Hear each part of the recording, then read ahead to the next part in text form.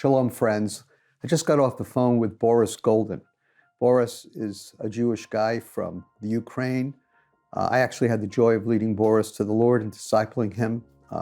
He had moved from Kiev to Brooklyn, and we became good friends. And Boris is really one of our very experienced and senior missionaries within Chosen People Ministries.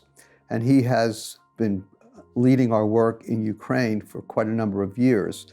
He goes back and forth to Ukraine because we minister there through a network of about 15 congregations. Many of them were in the eastern part of Ukraine, and of course that has been probably the epicenter of a lot of the military activity in the last couple of weeks.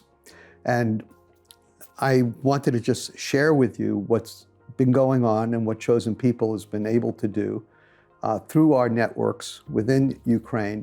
And then if I have a couple of moments, I'll talk to you about what we're doing outside of that. And so in Mariupol, there were at least one or two Messianic congregations, Jewish believers in Jesus and Gentile friends and family who attend this wonderful congregation. And they were bombed out. I mean, everybody was scattered, the leadership was scattered, and we tried bringing aid to them. And then, of course, the bombing intensified, and there was no way that they could stay there. Now, women with 2 children or less could move on, but they couldn't move on with their husbands. So if you had more than 2 children, you were a young man or up to 60 years of age, you could move on with your family if you had 3 kids or 4 kids or 5. But if you only had 2 kids, then you were in the army. And so a lot of these moms with 2 kids they just went on the move to find safe ground. And so they went from the east part of Ukraine to the western part of Ukraine, near Lvov, near the Polish border. And some of them went over the border and left, but about 100 families, now almost 150 families at this current moment, established a new community for themselves, a Messianic Jewish community in Ternopil, which is near Lvov. Well, because of social media, which they still had access to, they invited folks from other Messianic congregations in the East to come join them as well. And for example, one place where we've had a congregation for 30 years, one of our oldest congregations in Kharkov, folks from the Kharkov congregation came. Now, they had nowhere to stay, they had no jobs, they had no money, they had no food, they had no diapers, they had nothing.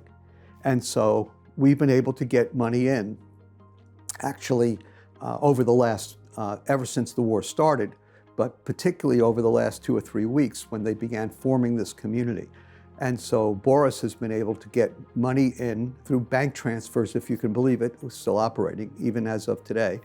And so he was able to get money in, and we're paying for their food, water, clothing, diapers, rent, you name it. And we're getting some help from some local churches and others in the area, but we're talking about over 300 people.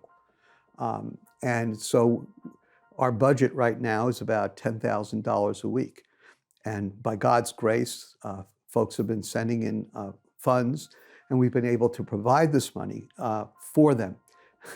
I mean, it's hard to believe, but without it, they would have nothing. It's very difficult to get aid from the Ukrainian government, and it's hard to get it shuttled over from Poland across the border.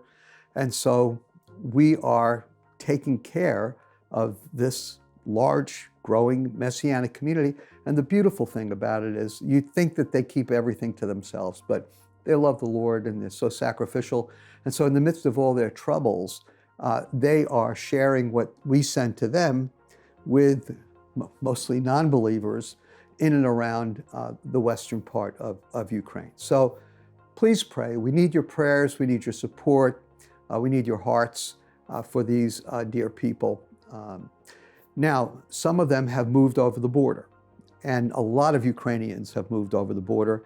They're expecting up to 4 million Ukrainians to move over the border and head for Romania and Slovenia and Poland, of course. And then many are now moving to Germany. So we have some ministries on the border because they're out of food, they're out of water, they're freezing cold, and we're able to take care of some of them through our friends on the border. But then we've been picking folks up and bringing them to Poland. And in Poland, we've had Chosen People Ministries active for 2 decades. And usually their ministry is when we bring Israelis over for children's camps, for soldiers camps, for Holocaust survivors. And so we've had a very active time. And we use a campground in a place called Ostruda, which is northwest of Warsaw. And we now have well over 200 people, 100 of whom are children, and mostly single moms without their guys, and no brothers, sons, and husbands. And so we are ministering to them each and every day. Maxime Katz, one of our folks from Israel, and his wife Slavna have been doing Bible studies as well, children's programs, but feeding, clothing, and they're in one place. And so they're really able to minister to these folks. And it's just, and again, your prayers and your support keep that going. We do get some help from folks in Poland, but remember, Poland has received now, probably close to 2 million refugees. How in the world can a country administer the help, even if they have the resources?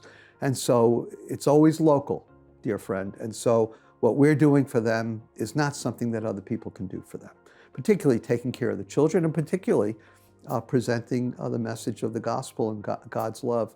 Over in Germany, about 500,000 or more of the Ukrainian refugees have moved, and they are being well cared for by teams coming from Israel and England, as well as our German staff. And they're doing a fantastic job of making sure that they have all they need.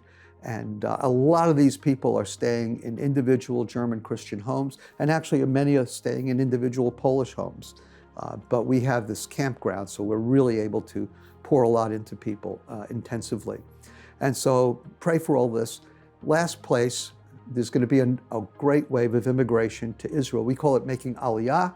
Aliyah is the Hebrew word to go up, because Jerusalem is up and Jerusalem stands for the country.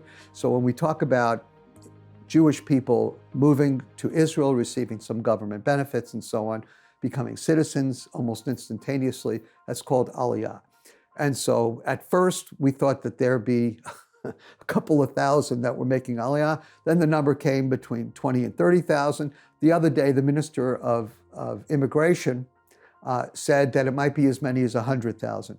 So we have no idea, but they're going to come in, and they're going to come in fast because people can't stay where they are forever. And so this is a great option for some of the Jewish people. And so they're going to make their way there.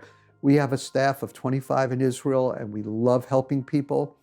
We already minister to Holocaust survivors and others. And so we're used to providing support and aid and food and comfort and trying to mitigate the loneliness of a lot of elderly people.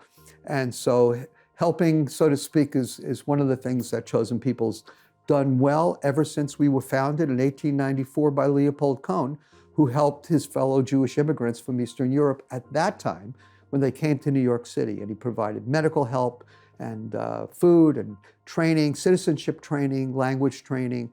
And so we are going to provide housing for some of these new immigrants who may not be able to get housing easily in Israel because everybody's going to be overwhelmed. So we will do that, and then we'll help them with Hebrew, help them get jobs, and help them get their kids in school. And of course, as the Lord allows, we'll be able to tell them about Jesus. And so we never separate helping and telling people about Jesus. Of course, we never speak to children without their parents' permission. That's a rule in Israel. It's a law. We never offer any material inducement in Israel. It's not like if you allow us to feed you, then you have to believe in Jesus. That would be unethical, unbiblical, and we would never do anything like that. Those two laws are on the Israeli books, but we understand that. We never do anything like that. But we also understand that as we share our love materially with people and give of ourselves, that they're going to start asking why and ask questions. And of course, then we're able to share the gospel with them, which we will do. So now you have a little bit of a picture. When all this will end, we have no idea. We're praying that shalom, that peace will come to Ukraine and that Putin will be stopped. And we're just praying that our leaders will have wisdom on how to handle all of this. But we know what we're supposed to do. We need to love these people, provide for their needs in whatever way possible. And that's where we need your partnership. So please join us as we try and extend the love of Jesus the Messiah to the Jew first and also to the Gentile. But help us so that we can help them. God bless you. Thank you. I hope that you'll continue to pray for us. Shalom.